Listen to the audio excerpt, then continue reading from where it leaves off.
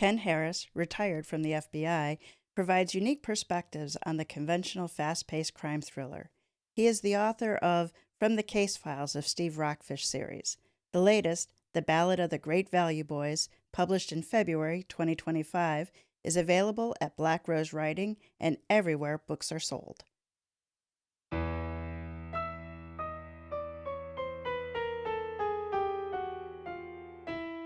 Welcome to Mysteries to Die For.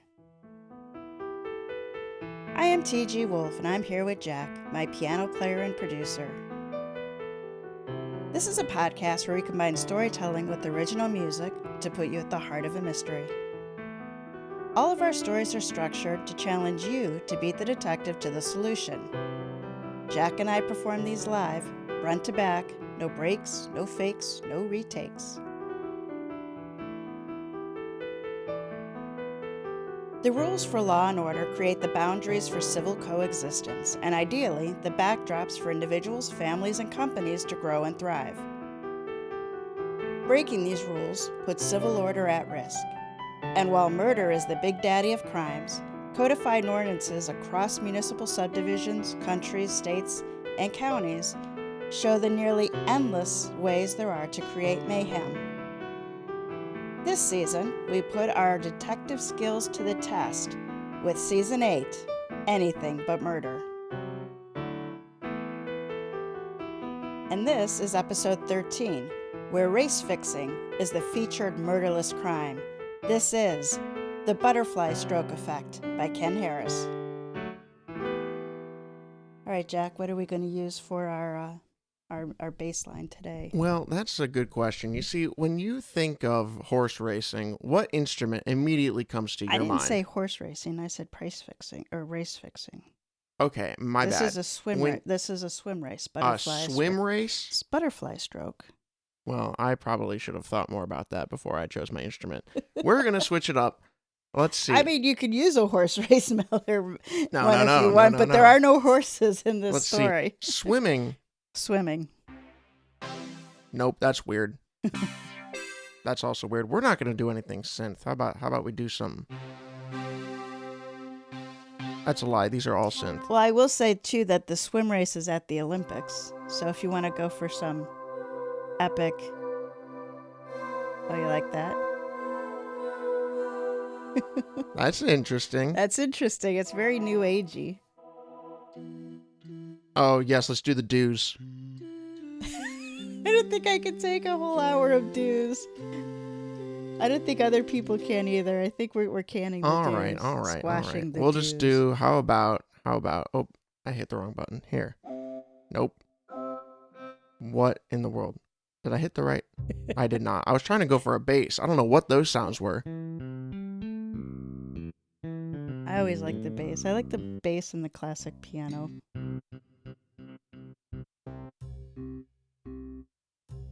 Oh, yeah. Some bass with a little bit of ride cymbal in there. He doesn't actually have a drum kit next to him. That sounds jazzy. Are we going with that? Oh, yeah. This is a jazzy swim race. All the swimmers have fedoras on. Oh, yeah. I gotta make some adjustments. So here, we have to transpose everything down a whole octave so that I have more notes. There we go. All right. This is going to be fun. Here we go. Also, small disclaimer. This story has Italian in it. And despite the fact that we're Italian, American, still don't know the language at all. So get ready to hear some wrong words. Sicily, we have a problem. Salvador Sally Bones DeLuca fidgeted as the sweat moved down his lower back to the crack of his ass. The one-time successful bookie and now former capo needed to scratch the itch, but knew any movement would cause serious repercussions from the muscle behind him. Don Cacamo, head of the family, had called for the meeting within the abandoned bodega on the corner of 7th and Dickinson in South Philly. The boarded-up storefront provided seclusion away from prying eyes, but the sun-baked tar roof did little to stop the rising internal temperature. The Don and his underboss sat across the small card table from DeLuca. Each man was stoic, as if they possessed some internal thermostat set to calm, cool, and collected. The Don's driver and muscle strategically planted himself behind the ex-bookie on the hot seat. As Giacchino put it, should you decide desperate times call for desperate measures. DeLuca turned his attention from his wet, sticky undershirt back to the Don. And you still feign ignorance of this Muligna's arrest. DeLuca knew the Don hadn't believed a word he had said despite the old man's crooked grin and occasional nod. On the other side of the spectrum, Giacchino often closed his eyes and shook his head as DeLuca pled his case. Some deranged game of good cop, bad cop. I've been loyal. 20 goddamn years. These accusations are nuttin'. Fucking Fugazi. DeLuca's sportsbook had taken all action to include popular events of the Summer Olympic Games in Paris. His collection envelopes, passed up the chain, had burst at the seams through the years, until Parisian authorities arrested favorite American swimmer Harper Underhill the evening before her 100-meter butterfly race. Boss, I had no idea. My guys, they don't watch the news. Shit went down while we were sleeping and the bets came as soon as we opened up. I never agreed to paying those off and making good. I smelled a rat and told you we should just cancel everything. What are those Fanooks going to do? Raise a hand? To us? Having committed to a personal appearance, Harper Underhill refused to cancel. Underhill did not travel with the rest of the U.S. swim team. Her chartered red-eye flight arrived at Charles de Gaulle 20 hours prior to her race, and a detection dog indicated something suspicious with the checked bag. Further inspection disclosed a smuggled bag of one of the words I can't say, psilocybin mushrooms. French custom agents at the airport arrested America's sweetheart and only the second African-American female swimmer to be favored for gold. News of the arrest had broken immediately, but DeLuca's men were unaware as they had been taking last-minute bets. That action had heavily leaned on Underhill's rival and perpetual underdog, Russian Tatiana Popova. It was a few hours before someone realized Underhill's disqualification and they turned the sign on the door to closed. Maybe you got some grand scheme running behind the scenes that I'm not privy to, the Don said. He leaned across the table and interlaced his fingers before continuing. But what's done is done. Punishment's been doled out. Bettors have been made whole. Now you will make restitution. Don Cacama ordered his consigliere to cover all winning bets. Not as a favor to DeLuca, but more to prevent a black mark on the family's name and to keep the profitable operation from losing business to the Russians. With DeLuca demoted, the book was now run by another crew. And don't you fucking forget the fig, Giacchino said. He slammed his palm down on the table for emphasis. Payment to Luigi here on Fridays. Every Friday. Or else. DeLuca felt Scavone's hand squeeze his shoulder from behind. The touch served as a warning well received. They're gonna kill me before I make a single payment. It's the fucking Russians you should question, not me. They've wanted this turf for years. Nevertheless, you demoted me. I have so few soldiers now to kick up. How the fuck am I supposed to earn for you and timely repay the debt? Sounds like a you problem, Giacchino said. And with that, the two men across the table stood up. DeLuca hustled across the vacant lot behind the bodega as Scavone and another of Giacchino's men reaffixed the sheet of plywood to cover the back entrance. He gave his eyes a few seconds to adjust to the sun's late morning glare. Doing so would assure he wouldn't trip over the large pieces of concrete and abandoned appliances of all sizes littering the overgrown property. Fuck them guys. The demotion hurt. DeLuca couldn't convince himself otherwise. But if they would not give him the opportunity to right this sabotage, he'd figure it out on his own. Two types of payback ran through his head. The money owed was secondary. There were a couple of ShopRite plastic bags filled with cash, squirreled away in a pushmower's bagger. Buys me some time. Enough necessary to locate and retaliate, Better be. The more DeLuca reflected on the meeting, the more he smelled a rat. Fucking Moulinian. Fucking old man. Someone set me up. That Underhill's charter flight departed from Philly only strengthened the self-argument. Someone close orchestrated this shit. Has to be. But which side of the fence? He stopped at the corner and glanced over both shoulders before pulling out his phone. Swiss baby. It's Sally. FBI Special Agent Matt Price smirked and let the large over-ear headphones slide down around his neck. He turned to the woman sitting at the end of the table, working on the transcription. Homeland Security Liaison Officer Juanita Navarre, who had been with the task force only for 2 weeks, later had sat down. She was on loan from the TSA office at the airport. She returned Price's glance and tilted her head in curiosity. Meeting's over, Agent Price said. DeLuca's on the move. I wonder if he's going to make it through the week. Want to bet on it? Navarre said with a wide grin. I know a guy. I'm good, thanks. Plus, if the Don doesn't get fed up with him and whack him, the comrades will. All part of their expansion plan. You still think it was the Russians? Navarre cocked her head, tad to the side. I do. They've edged up to the line in the sand a long time ago. I think they finally pulled the trigger on Desert Stormsky.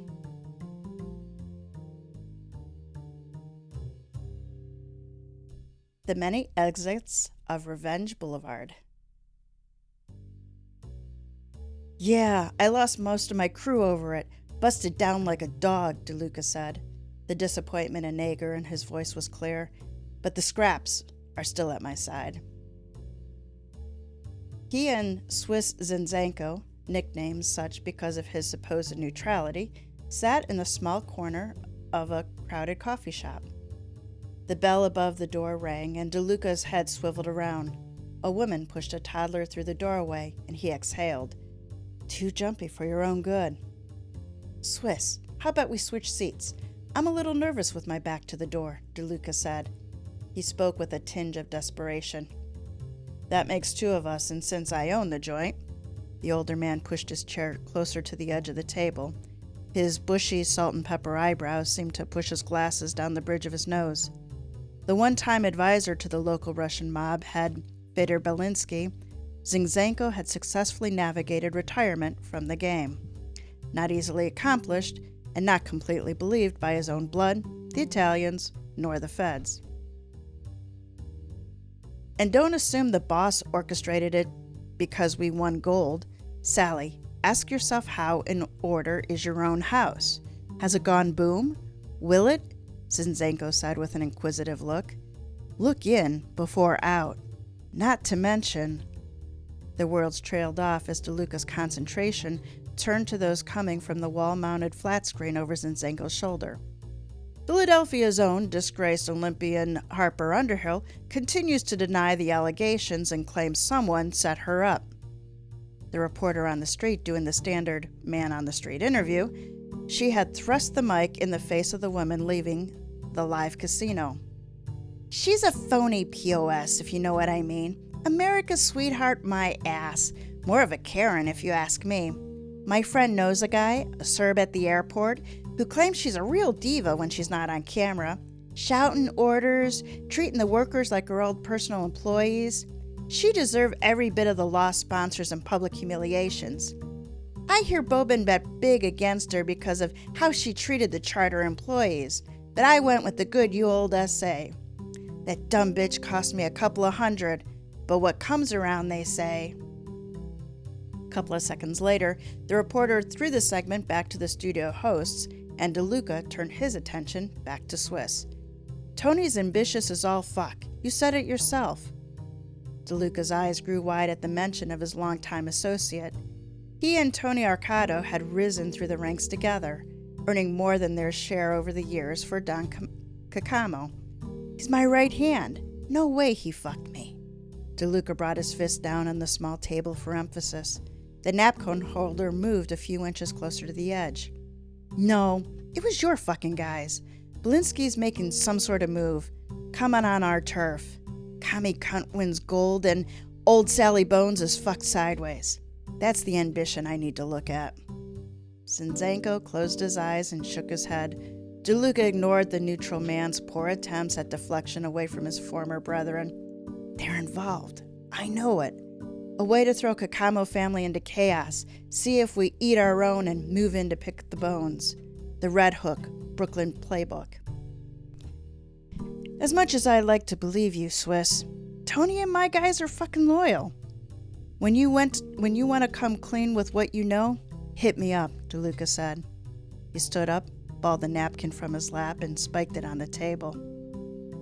You ain't gonna find shit with those blinders on, Sally. The person you're looking for is close. Maybe closer than you think, Zinczenko said with a smirk. DeLuca didn't take the bait and turned for the door.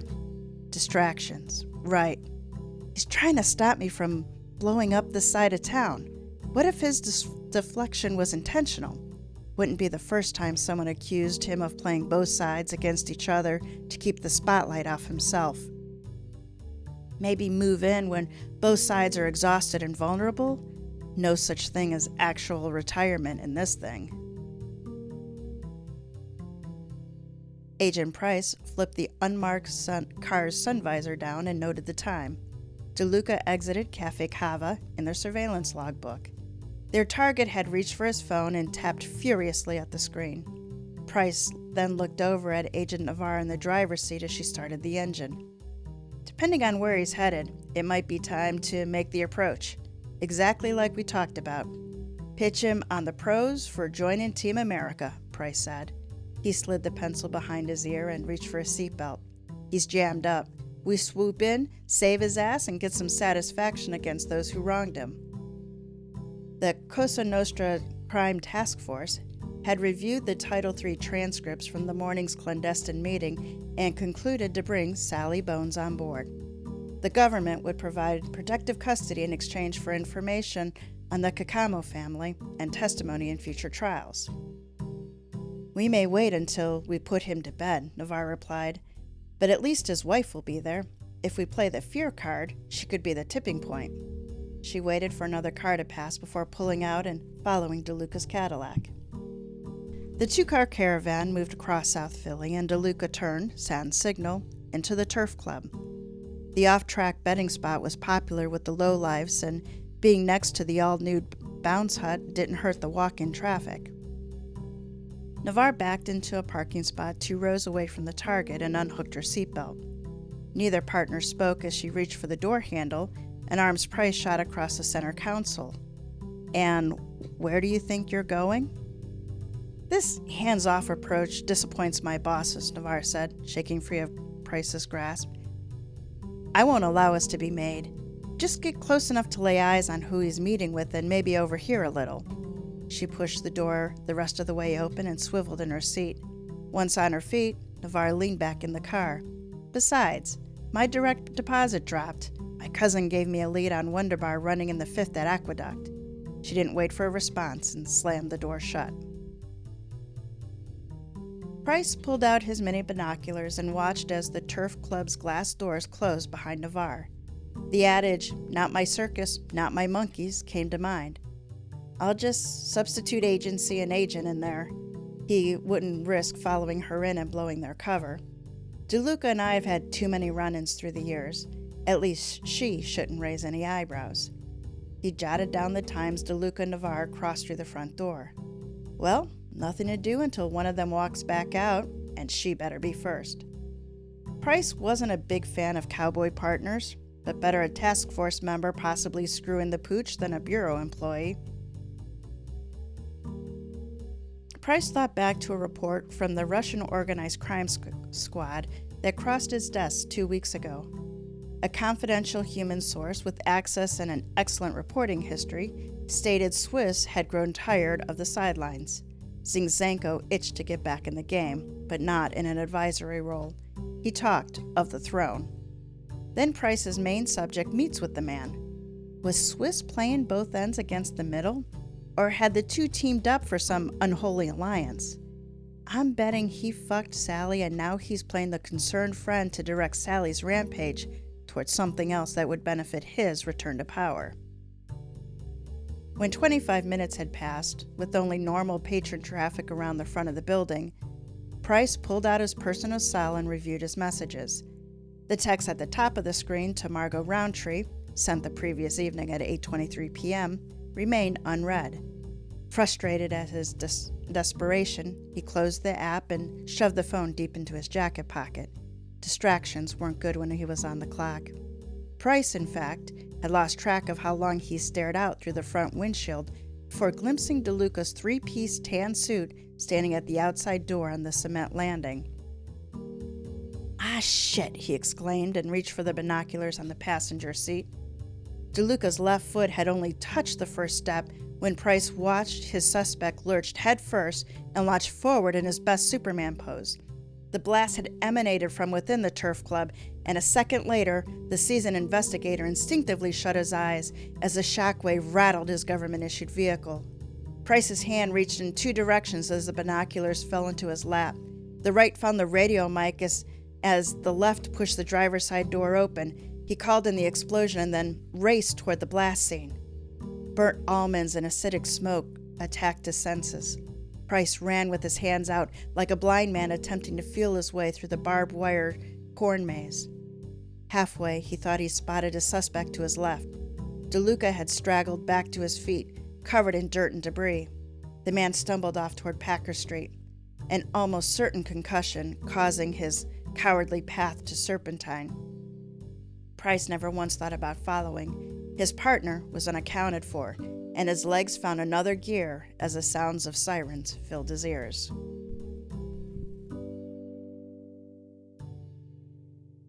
Motivational pain, exit 2 miles.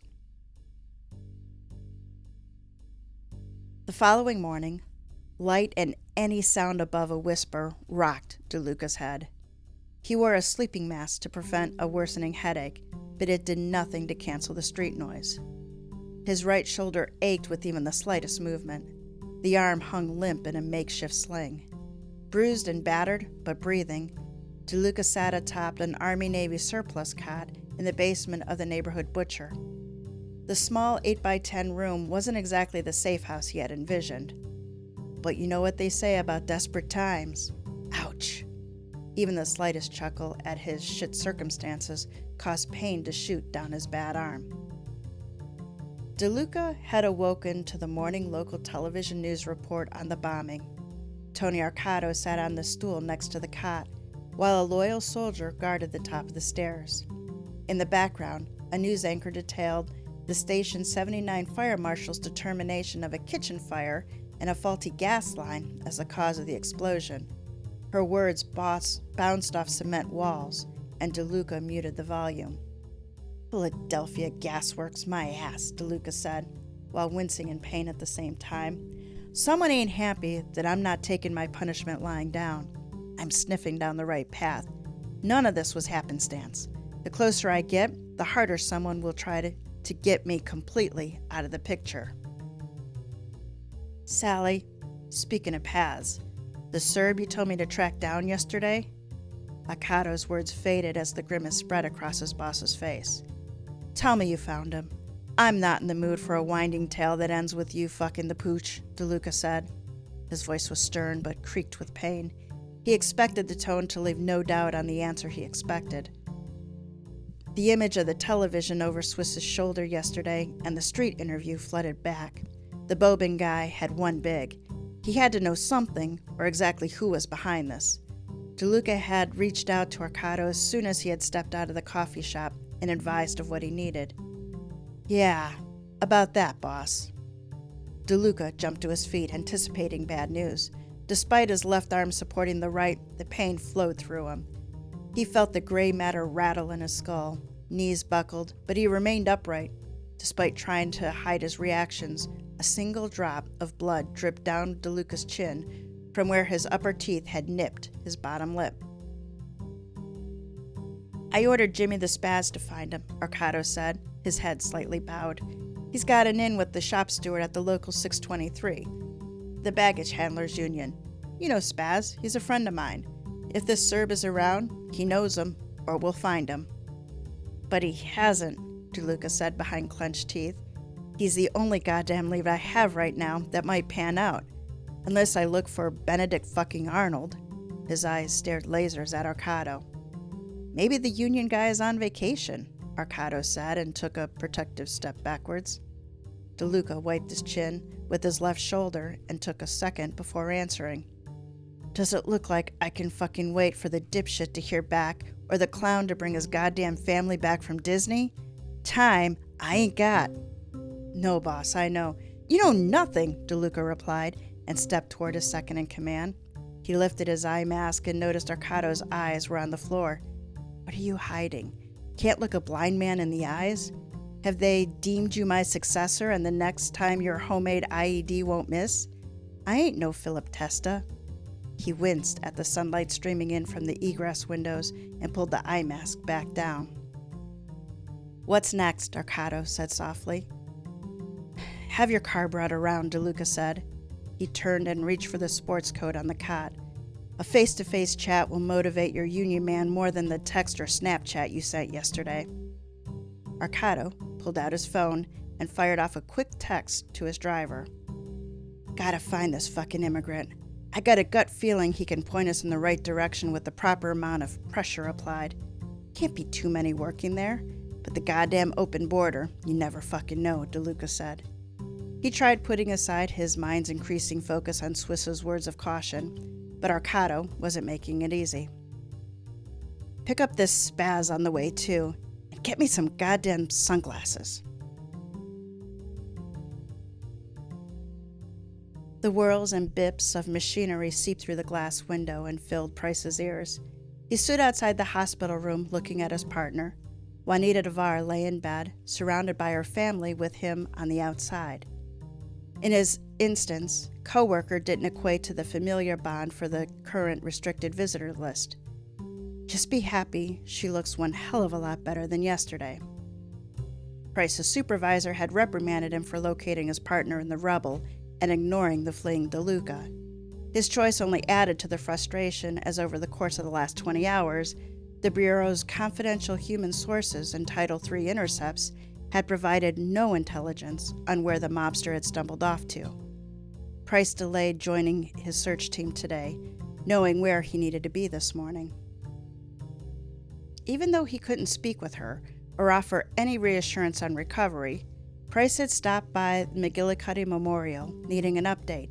He had to know if she'd spoken again after the rambling sketch of gibberish during the previous day ambulance ride, some of which stuck with him through the night and well into this morning's first cup of coffee. Navarre had lain on the stretcher, limbs strapped down and a neck brace in place to prevent further injury. Price watched from a small seat off to the side as the paramedics worked in the back of the ambulance. A heap of bloodied clothes cut from her body lay in a pile at his feet. They worked fast and efficiently, despite the dilapidated conditions of the roads. Don't stare, even if she can't see you. The EMTs might find you a tad bit creepy. The oxygen mask had fit snugly over her mouth and nose, but didn't prevent Navarre from talking, despite being instructed by those caring for her to relax and conserve energy. Her words, each not fully caught or understood, but of those few which Price did, stuck in his head. Ticket. Where? Trifecta? Navarre tried to move her right hand and soon found her arms and legs secured, her eyes focused on what remained of her clothes on the floor. Each pupil seemed to plea for Price to rummage through their pockets. DeLuca came me. Threat. Pointed. Blame. Price shook his head in disbelief. His brain jumped to a ton of conclusions by trying to assemble her words into some type of sensible order. Who approached who? She took matters into her own hands? And who did he blame? Or she? He questioned whether a TBI explained her words. If I didn't know any better, I'd think she and DeLuca had a previous run-in. Through the course of counting a field of never-ending sheep, Price's recollections from the back of the ambulance continued through the morning to move more unanswered questions. What if she didn't approach DeLuca? What if it was the other way around? He threatened her, Recognized her for some other case? Was Navarre a gambler? No way, it would have come up in the background investigation before she was assigned to the task force. Plus, no matter how hard you try, that stuff never remains hidden. She's a penny slot kind of girl. He shook his head to clear the bad thoughts. Instead, the pits of his stomach soured, and the morning hospital cafeteria coffee didn't help matters. His phone vibrated in his suit jacket and cut short the rapid-fire questions in his brain, for the time being. The caller ID simply read 215-324-3000. The office, he thought, and picked up. Price. Price, where the hell are you? Supervisory Special Agent Sykes' voice boomed down the sterile hallway. On my way in, boss. Stopped by McGillicuddy Memorial to check on Navarre. Fine, but they aren't handing out medals for best partner today. We need you at the office earlier before we... Sykes filled Price in on a report from an hour ago. The squad received word that DeLuca and his crew were approaching the I-95 airport exit. He could try to flee, escape before the next bomb hits closer to home. Homeland Security has been notified. The rest of your team will meet you at the Airport Authority Security Office. Records don't show a ticket in his name. He might plan to travel under an alias. I'll let you know if we learn more on this end. Getting in the car now, Price said, and hung up. I'll be back, kid. Not like you're going anywhere. He spun toward the elevator bank and almost ran into the two nurses huddled around a smartphone. Next, on TMZ's Sports Olympic coverage, recently uncovered video of disgraced American swimmer Harper Underhill's diva-like behavior towards airport employees prior to her infamous arrival in Paris. If you have small children around, please find their earmuffs. If he's planning on leaving the country, we'll have to take him into custody, Price thought, and put a hard press on flipping him. Price dodged left, caught his balance, and continued around the two women. He followed the green line on the floor to the elevator.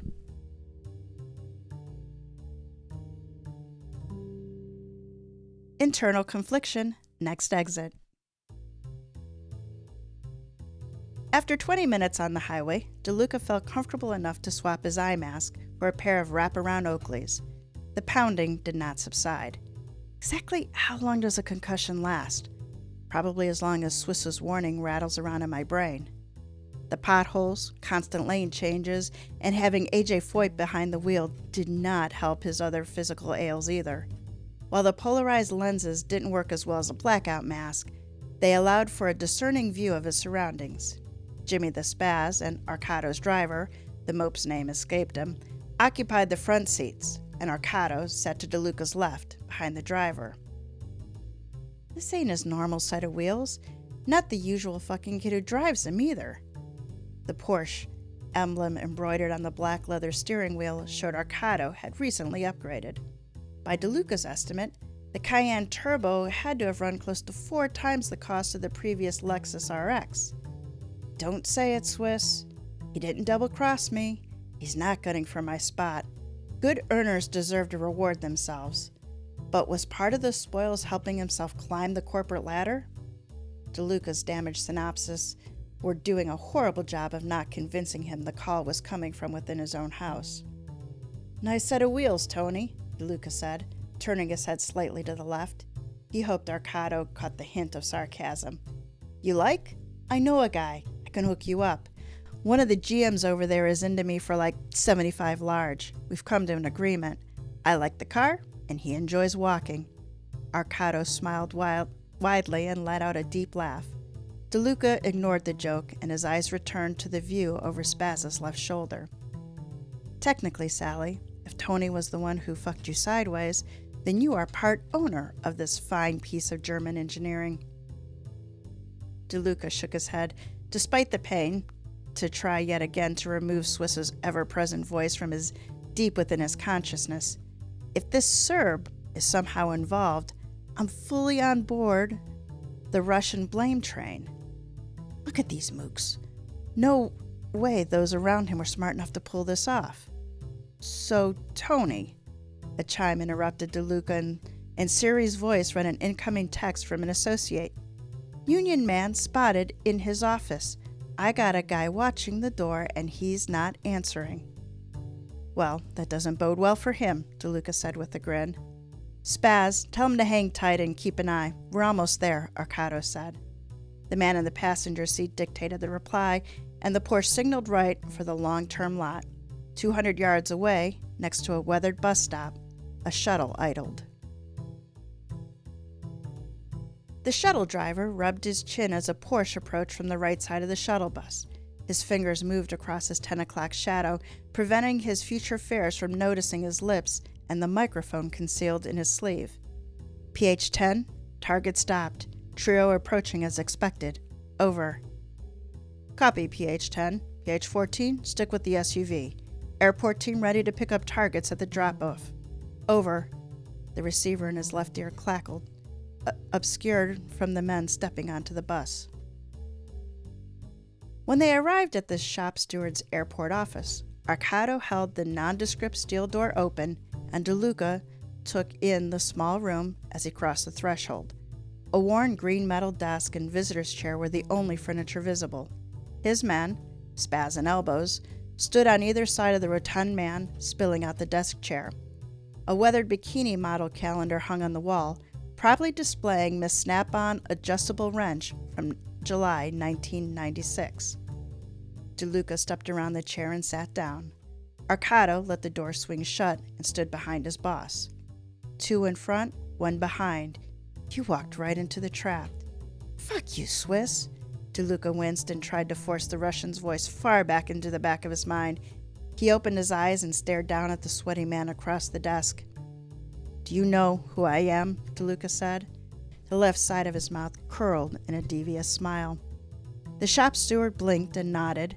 His right index finger pushed the side of his nose. Good. That will save us some time, since you're aware of the repercussions for ignoring my man Spaz over there. DeLuca paused before continuing. Of course, you can wipe the slate clean with one right answer, here and now. The man nodded again, but this time appeared to wince. DeLuca grinned. Yeah, he knows me. And that was the last line was pure bullshit. I'm looking for a particular airline employee, possibly a Serb or Hungarian or Slav, someone from that shithole part of the world, probably flashing some newfound cash. If you know him, don't worry, I will not hurt him. A stepping stone to my endgame, if you will. Information is all I'm looking for. The man's flabby forearms pushed back from the desk, and his chair slid 2 feet across the floor. His third nod was the charm. Big mouth, flush with cash. I can whittle it down to a few. None are card-carrying union members. The charter companies hire their own scabs.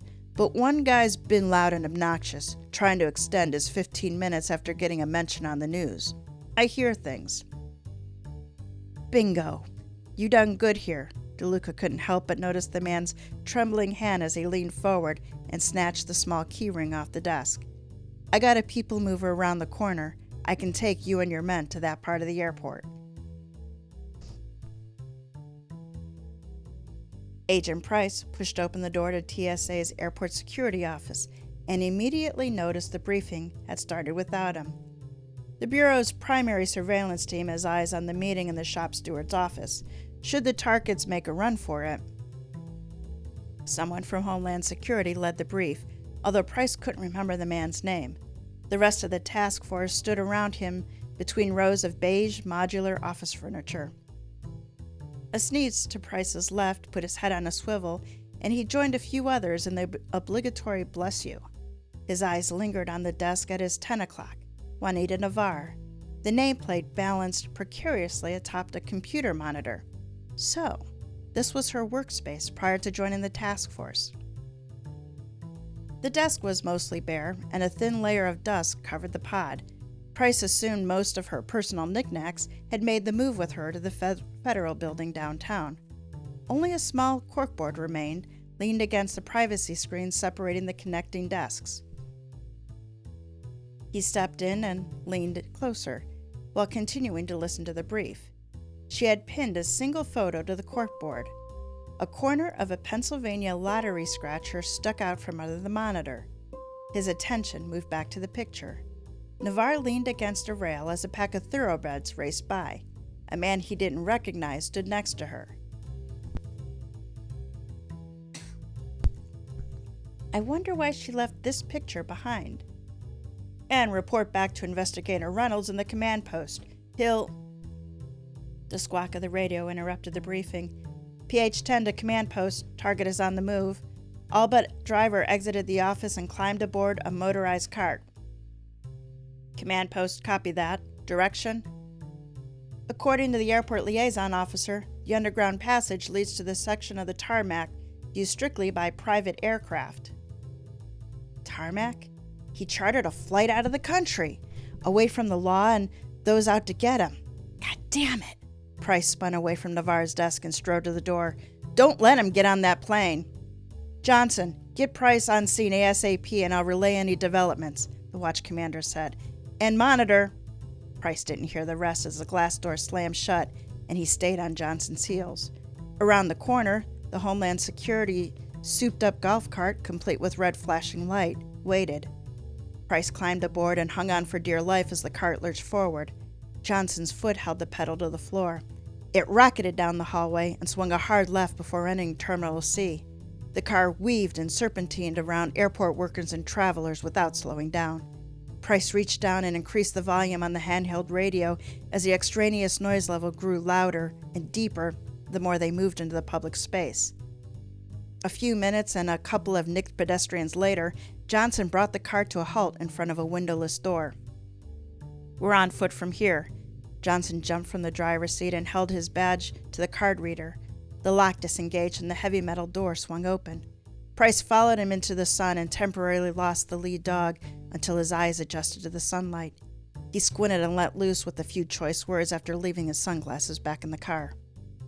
Price's radio crackled, and he held it to his ear in order to hear the report over the roar of plane engines. Headed toward Akron Industries jet parked at the far end of Terminal B. Come on, it's right past the gate, Johnson yelled over his shoulder as he sprinted under a retracting jet bridge. Price followed as Johnson hung a right around the terminal's corner. From that junction, a straight sprint would lead to DeLuca's sighting. Fortunately for Price, the much younger Johnson continued to put a distance between the two. A minute later, Price lost sight of his partner behind a large, parked fuel tanker. His legs tried to find another gear to catch up, or at a minimum, close the increasing gap. By the time he rounded the truck, he ran smack into Johnson's backside. His partner, unfazed, pointed toward an overturned luggage cart. Price shook his head, stepped around the man, and took in the scene. A people mover appeared to have T-boned a luggage cart. Luggage littered the ground, and 3-on-1 beatdown had begun while the shop steward stood under the nose of the Akron Industries jet, arms folded, and watched. Price shook his head again to clear his own mini-collision and looked on as the surveillance team swarmed the area. He grabbed Johnson by the arm. Come on, they can use some help. All right, Jack. We have reached the deliberation. I have to take a sip of coffee here. That sounds good. In my I before E mug that my friend Karen gave me. It says, I before E, except when your foreign neighbor Keith received 8 counterfeit beige sleighs from feisty caffeinated weightlifters. Weird. A bunch of words that don't have I before E. Nope. In case that wasn't obvious, and instead my mother just read a random sentence that made no sense for no reason. That is what that means. Anyway, so, Mr. DeLuca. So Sally Bones DeLuca is convinced the arrest of a swimmer was really a strike at him. He has a few tigers by the tail, but he's still not sure which of them set him up to fall. Let's see what we can do to help him get back on the Don's good side. We don't want him to end up sleeping with the fishes. Nope. So here are the suspects that he's considering in the order of their appearance. Okay. So we actually do have Harper Underhill, the American swimmer, busted for magic mushrooms. Maybe she did do it. Did you like the way I bailed on that psychedelic word that I couldn't say? Psychosilliman? Yeah. Whatever it is. Sorry, guys. Fedor Belinsky, head of the Russian mob. So we'll just take him as being the entire Russian mob. Yeah, I don't think it's him. Tony Arcado, Sally's right-hand man. Avocado might have done it. Swiss Zenzenko, the unretired Russian mob associate. Yeah. And then we have Bobar, the airport staff member. The Serbian baggage handler claims to have who won big on Underhill. Is that Bobin? Bobin, yes. Bobin, yeah. He's an interesting guy. I don't think he did it. It clearly, everything points to him. I think he had a hand in it, possibly, but he definitely wasn't the mastermind. Okay, so here are the facts as Sally has pieced them together. Okay. So Sally's operation was making good book on the women's Olympic butterfly event. The favorite was American Harper Underhill. Underhill did not fly commercial with the rest of the team. She traveled from Philadelphia to Paris on a private charter and was arrested when she disembarked for transporting banned substances. Yes. Now they're also currently trying to make their way over to an unchartered or a chartered plane, and I think they might just be trying to find like the guy on the plane that Underhill was on. Maybe. Am I wrong? I'm probably wrong. I'm going to shut up. How about you keep reading the details? Sally Bones and his crew were not aware of the development and continued taking bets for the Russian underdog swimmer, Tatiana Popova. With her main competition out, Popova won, and now the Don and Sally have to pay up. So the Italian and Russian mobs are always going head to head, and Sally suspects the Russians set Underhill up to financially hit Don Cacamo's operation through the sportsbook business. Swiss Zenzenko tells Sally it wasn't the Russians and to look in his own house. While Sally trusts Swiss, he thinks the Russians have the strongest motive. Because of Swiss's suggestion, Sally notices that his right-hand man, Tony Arcado, maybe has a little more than he should, like an expensive new car. With Sally's demotion, Arcado has the chance to get in tighter with the boss. An interview on TV turns Sally onto a baggage handler, so that's Bobin. Yeah, Bobin. At the airport, who worked Underhill's chartered flight. The man complained about Underhill's treatment of the staff and just might have had a reason to take her down. Yeah, but that's a little extreme. Imagine, getting someone arrested because she was a bit of a dick. For one flight. Yeah. Well, since Agent Price is on the job, we know a few more things that Sally doesn't. Yes. Right? So we know that Swiss Zenzenko is coming out of retirement and he's looking to do it big. Hurting Cacamo's business would be a step in the right direction.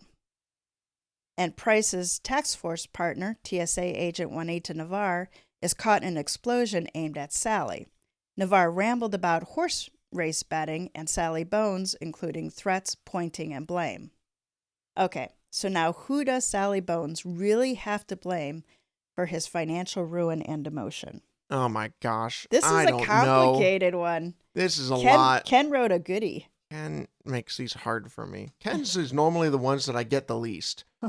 Ken and Frank do a really good job at not letting me get these right.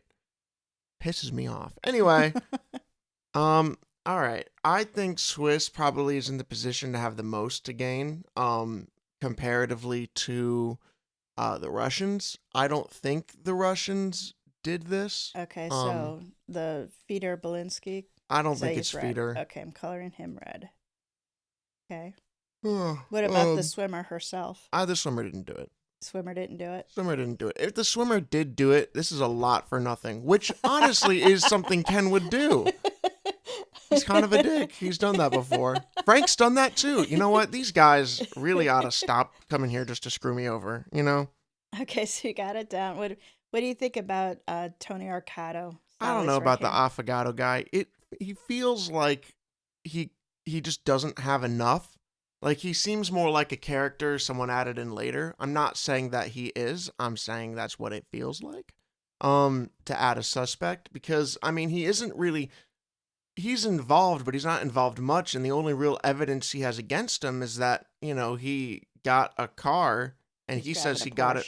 He got a Porsche. He says he got it from a guy who owed him 75 big ones. Yeah. Which makes sense. He is a bettor or a bookie. So I really do think he got his money where he got it from. I really do think it is Swiss. Okay. And that possibly it's Bobin. And if Bobin did it, that he was hired by Swiss to plant it, and then went on the radio and badmouthed Underhill to further explain it. Okay. So you're going with a duo of Swiss and Bourbon? Yeah, Ken likes to make two guys bad just to screw me over. Again, these guys, these authors, I think they just hate me.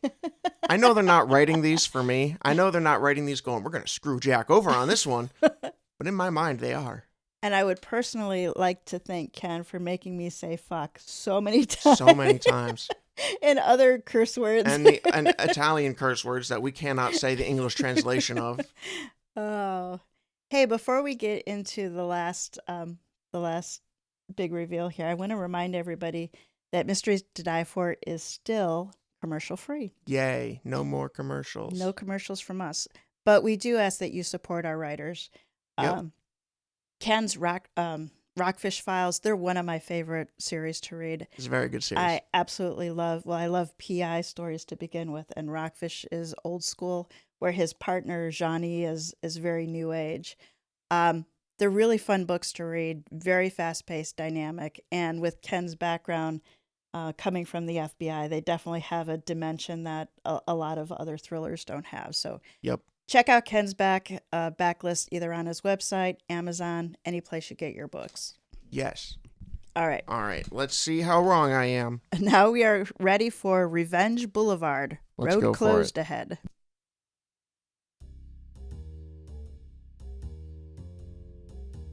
Price sat opposite DeLuca in a small, windowless interview room. The men stared across the metal table without saying a word.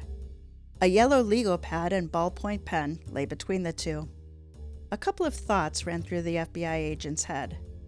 The TSA passenger interview room felt more like World War II bomb shelter, and this was the closest the two adversaries had ever come. Until now, a decent distance and a pair of binoculars had separated the foes.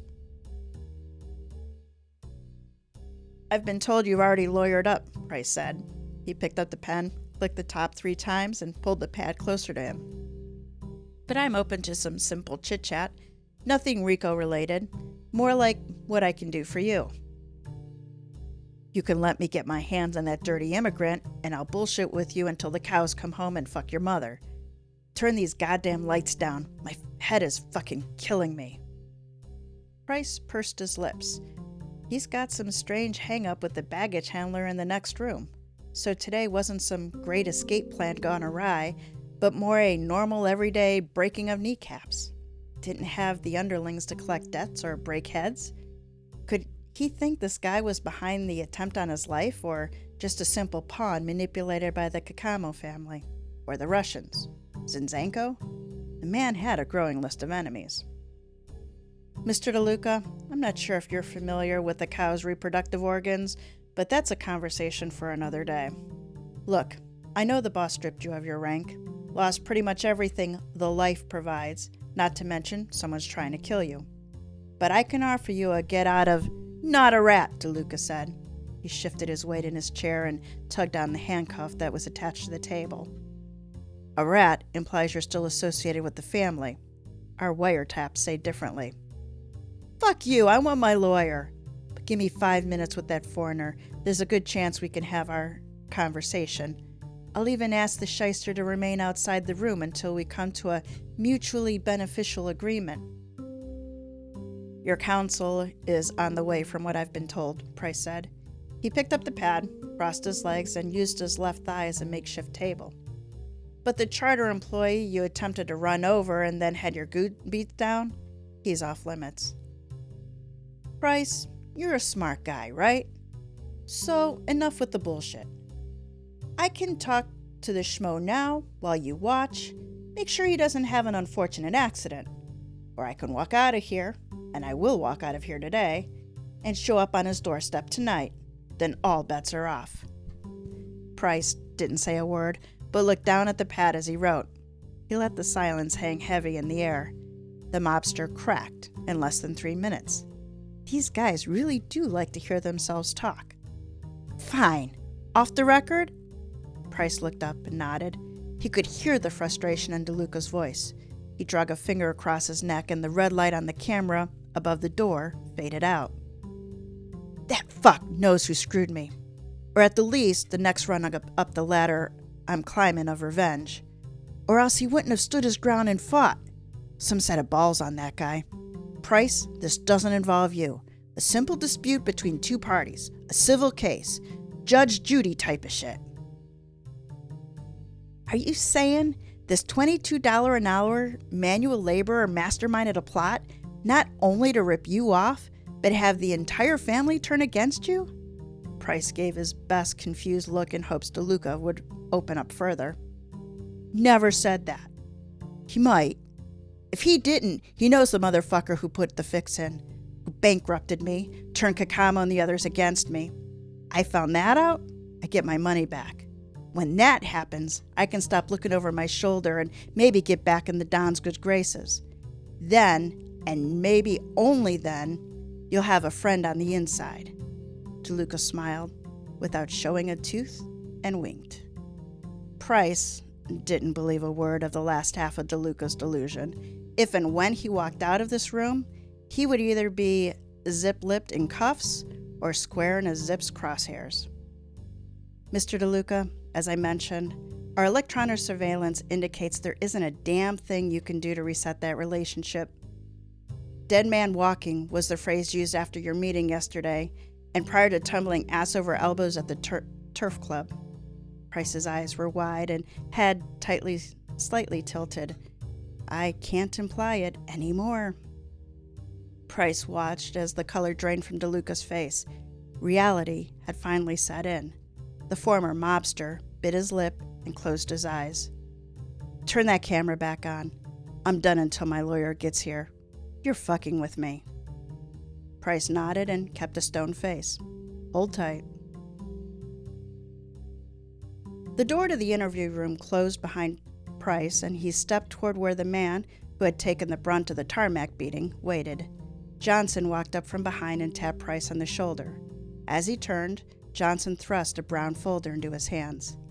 The baggage handler is in room 23, Navarre. Price's eyebrows raised at the familiar name. His mind flashed to the hospital and his partner hooked up to the various machines. He could use her help, as Juanita was better with civilian interviews. She could connect with the witness while he aced the bad cop role. Bobar Navarre, he claims no idea of what the fuck is going on. He hasn't asked for a lawyer yet, but as the victim, he's free to leave after speaking with you. Gotcha, Price said. He opened the folder and began reading the single sheet of biographical information and a DMV photo stapled to the form. He doesn't have a record, but if you need someone to observe. The hair on the back of Price's neck stood at attention. Feeling didn't stop there, and goosebumps shot down his arms. He held up his hand and strode off with a purpose. 5 minutes passed before Price returned to the long hallway of interview rooms, the familiar pad and pen in his left hand, this time a large manila folder clamped under his right arm. He opened the door to room 23.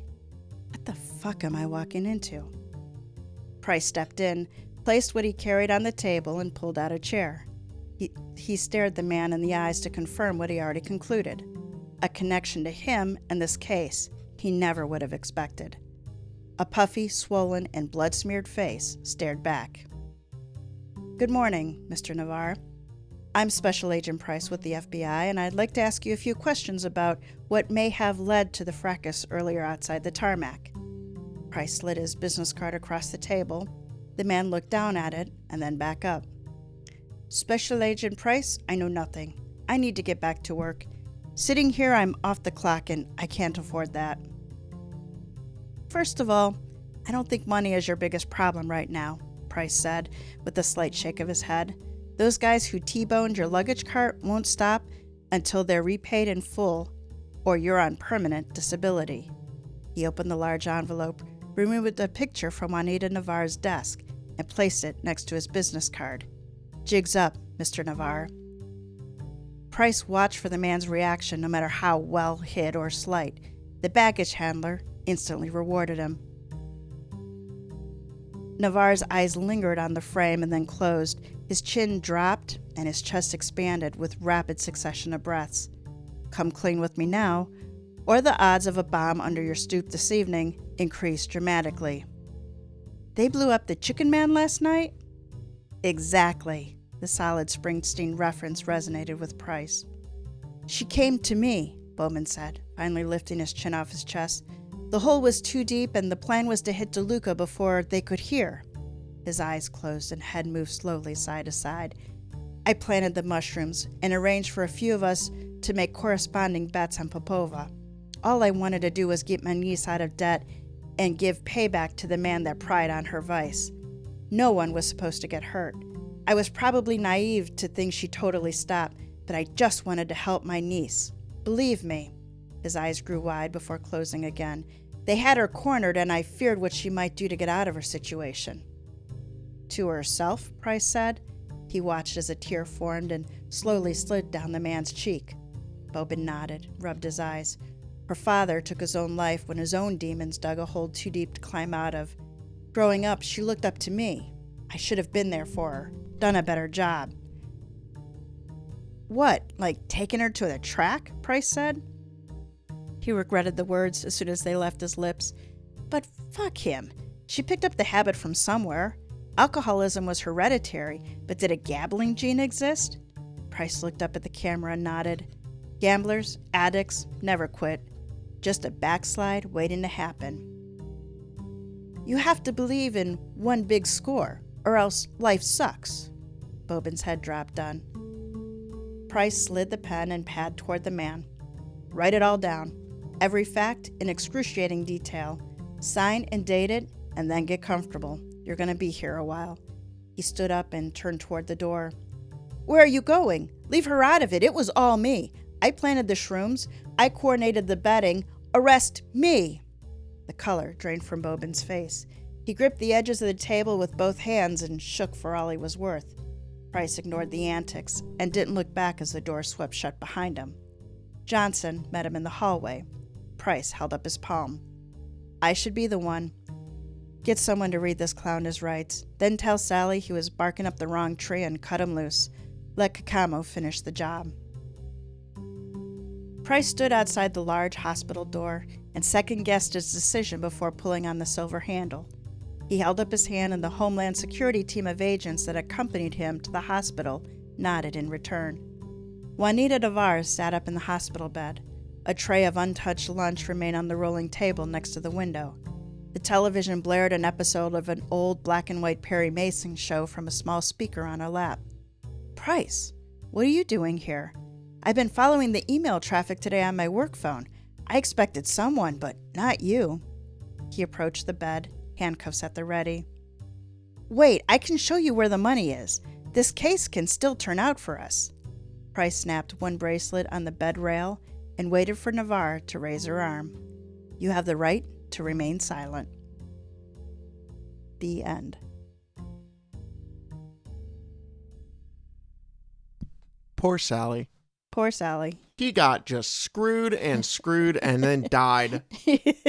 Yeah, and I think you were wrong about Swiss being behind it. Yeah. Swiss definitely benefit from it, but it was... I really didn't expect... Okay, is this guy's named Bobar or Bobin? I have to go back and check. I could have sworn at the beginning it was Bobin.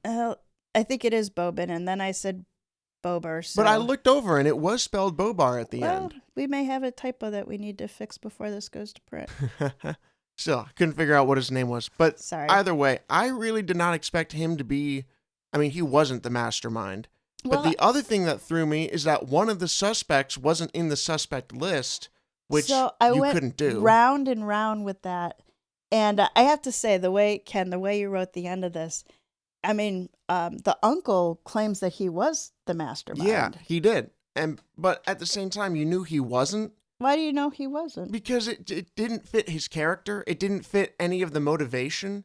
Like, it didn't fit him to me. You don't think he masterminded that to protect his niece and get her out of the financial hole she was in? No, I don't. My bad. In that Maybe case, I should. You're right. I feel bad. I don't know. Maybe we have to look at this again before it goes to print to see if we can get Juanita on the suspect list. Well, I don't think Juanita can be be on the suspect list because then the second you see it, you go, why? Yep. Because there's nothing in the story that points to her. Yep. So if you include her, you almost have to include every character. You can include Price and you can include... True. So if you include her, you have to include more. The Don. Yeah. which the Don didn't do it, obviously. But nonetheless, yeah, you have to include more people if you're going to include her, because it simply doesn't make sense why you would include her, because there is no real evidence against her in the story. No. You only get the evidence when you find out the connection between Bobar or Bobin and Juanita, and you can't figure that out beforehand, or else, again, it all makes sense way too quickly. Yeah, you can figure out that because, like, it seems like if the swimmer had flown commercial with the rest of the team, she would have been fine. This couldn't have happened. Would have been fine. Sally would have been fine. Yep. But because she flew the charter, and that's where Bobin worked, he was able to get to her. It was all coincidence. Well, maybe not coincidence, but it wasn't. It was maybe a little bit. It was coincidence that it screwed Sally. Like, it's just not coincidence, but it happened to lay out right. But they were trying to screw Sally in the sense of they were trying to clear her debt to him. I guess that is true. It may have been maybe a crime of convenience, or maybe I don't know how private flights work. I've never done one. So maybe they knew well ahead of time that she would be on the private flight to really plot it. Yeah, I don't know. It is very well written, but definitely it is hard to point the finger at Juanita and not at everybody, because she is simply not a suspect. But I think it is pretty easy to figure out that Bobin. Yes. So see the R in the end again. There was Barbern. For it to be anyone else, there had to have been another suspect with opportunity, and there wasn't. Yeah, I guess. So, like, if it was Tony, if he had Navarre working for him, that could have worked. And that's kind of what I was thinking. Navarre had to be the, one part of it, but I didn't think he could be both. And that's why. And that's why you picked Swiss, because I picked Swiss because I knew he couldn't be both, but I didn't. On the list. Exactly. So I think we have to give you the win for this one. I think I get 50%. I think you get 50%. Because also when you look at Swiss, you do realize, yeah, he's coming back into the game, but, like, does he have a reason to have done that? I thought it was kind of cool that, Swiss is saying it wasn't the Russians, which it wasn't. Yep. But he's telling Sally to look in his own house.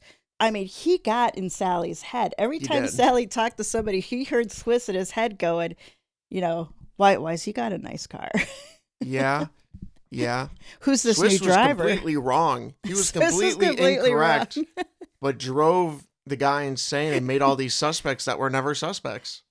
Sally is a really good example of, like, a sympathetic anti-hero. Well, honestly, and if you look at a lot of those, like, gangster and mob movies, you see that constantly. These people who are just getting so in their own head. It happened in, like, The Goodfellas, as you see Joe Pesci's character get killed off for basically nothing. There's all this paranoia, and you see the paranoia in him, and paranoia is such a huge theme in these crime movies, because that's what it is. You cannot trust the person next to you. Yeah, because you kind of do feel bad for Sally at the end. You do. The guy got killed. And the thing is like, Price just let him. Because Price had the option, basically, to say, Sally, you don't need to go down for this. Yeah. But at the same time, Sally, a lot of people owed money to him. Yeah. He was a mobster. And he was never a nice character in the story. In the bigger sense of things, yeah. To me, I think he was just the main character. So I was like, yeah, go, dude. No, he wasn't a good guy. The entire time, he was an awful person. But he was the main character, so I rooted for him. I think this was the first story that we've had that's been told from two separate points of view. Really? Yeah. We've had a couple that have switched. I think we had one that went from 4. Didn't we have, like, one that went from each character? Yes, you're right. I can't remember which story that was. It was one of the board game stories. Yes, it was. So it was in games we play. Was it Frank's? It was. Frank seems like the kind of guy to have done that, to have multiple perspectives. I think there were 6. Was there 6? Was it 3 couples? It was 3 couples, and one of the people got killed. Yeah. They were dressed up like a 1980s party. Yeah, and it was like Adam or something. He was the killer. It's funny how no spoiler alert, by the way. If you killer, but it's okay. We can't remember the name of the episode. We just remember every detail of the story inside of it. I never remember episode names. I won't lie. I don't remember them after this. Like, in 20 minutes, I will be editing this story. I will be not editing, but like doing the final touches on it. And I'm going to have to ask you what the name of this episode is because I never know. But you'll remember Sally Bones. I will remember Sally Bones. I remember Allegra. Yes. That was like season 2 or 3 or something. That was the first one we were doing original stories. I think that was season 4. 4? Yeah, I remember Allegra. But anyway. So you want to learn a little bit about race fixing? I would love to. So a simple Google search on race fixing and you find a lot of horse stories. So I thought it was funny at the beginning when you were like horse racing. I'm like, the story that we read was about swimming, but race fixing apparently is a pretty big deal in horse racing. So from history.com comes 10 famous horse fixing scandals. Yes, there is the basic take bribes to slow a horse, although the scale of Anthony Big Tony Chula's bribe scheme in the early 1970s was truly impressive. He had managed a bribe in every state except California. So here's a few others. In 1974, an Irish millionaire named Tony Murphy attempted a horse swap. He had a lackluster horse trained under the name Gay Future, and then attempted to switch him with the real Gay Future. He had an elaborate plan involving entering other horses, including the real Gay Future, into other races.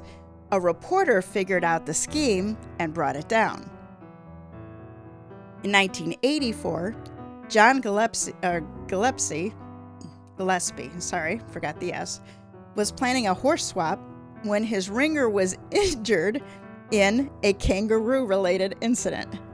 Gillespie's pivoted and brought in another ringer, but it looked nothing like the registered horse. So first they tried to dye the hair, but it mostly turned the horse orange. Next, they tried spray paint, and the horse raced and he won, but the scheme was discovered when the painted white socks started running off the horse as it stood in the winner's circle. Just between the kangaroo and the spray paint, I just love that story. In March 2020, when Jack and I were dropping the first episode of our new podcast, federal prosecutors indicted 27 trainers, vets, and drug distributors for doping. Drugs, including some known as red acid, bleeder, and frozen pain, were, quote, designed to secretly and dangerously enhance the racing performance of horses beyond their natural ability, a dishonest practice that places the lives of the affected animals at risk. For more details about these 4 that I highlighted for you and the other 6, check out history.com, Horse Racing Scandals List. The link is in the show notes. And now it is my privilege and pleasure to introduce you to our friend Ken Harris. So he said Ken retired from the FBI after 32 years as a cybersecurity executive. With over 3 decades writing intelligence products for senior government officials, Ken provides unique perspectives on the conventional, fast-paced crime thriller. Ken previously participated in Mysteries to Die For Seasons 5 and 6. He is the author of From the Case Files of Steve Rockfish series. He spends his days with his wife Nicolita and their Labradors, Shady and Chalupa Batman. Evenings are spent playing walkabout mini-golf and cheering on Philadelphia sports. Ken firmly believes Pink Floyd, Irish whiskey, and Monte Cristo cigars are the only muses necessary. He is a native of New Jersey and currently resides in Virginia's Northern Neck. Check him out at kenharrisfiction.com. Link is also in the show notes. This is the first episode of the second half of Season 8. So the print version, both ebook and print paperback, for the first half is out and available. That is Larceny and Lies. And later this year, the second half, including Ken's story here, will be available. So check us out. Come October-ish, we'll have a nice book for you to share with everybody's Christmas stockings. So that wraps up this episode of Mysteries to Die For. Support our show by subscribing, telling a mystery lover about us, and giving us a 5-star review. Check out our website, m2d4podcast.com, for links to this season's authors and to their websites. Mysteries to Die For is hosted by TG Wolff and Jack Wolff. Their Butterfly Stroke Effect was written by Ken Harris. Music and production are by Jack Wolff. Episode art is by TG Wolff. Join us next week for a toe tag, which is the first chapter from a fresh release in the mystery, crime, or thriller genre, and then come back in 2 weeks for our next original story, where recipe theft is the featured murderless crime. It's The Bounty Hunger by Karina Bartaw. All right, Jack, take us out.